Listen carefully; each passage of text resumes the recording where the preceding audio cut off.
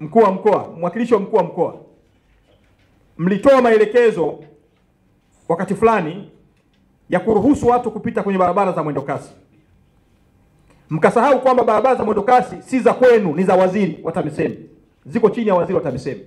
Ninyi mkasimama mkaruhusu watu wakapita wakati ule, nimewasamehe.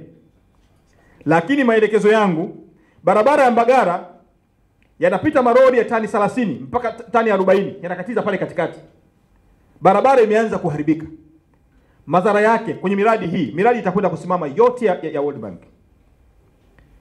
Wenzetu wa World Bank walipotupatia fedha hizi, walitupa masharti. Barabara hizi ni kwa ajili ya mwendo kasi, si kupitisha malori. Barabara hizi ni za mwendo kasi.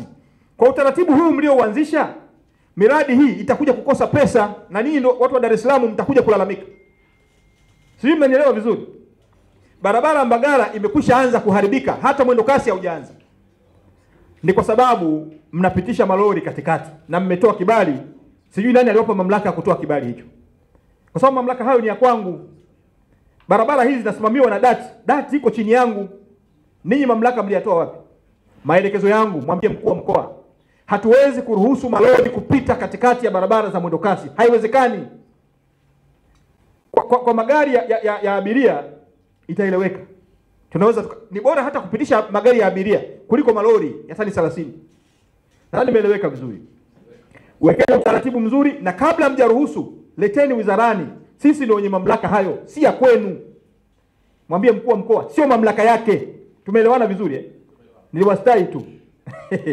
Niliwastai. Msifanye mambo ambayo si ya kwenu mpaka muombe kibali. Kwa hiyo mwambie mkuu wa mkoa. Hili alisema wazi kwa sababu changamoto hii inaweza kutuingiza mgogoro mkubwa na wenzetu wa Benki ya Dunia. Nadhani madiwani mnanisikia vizuri.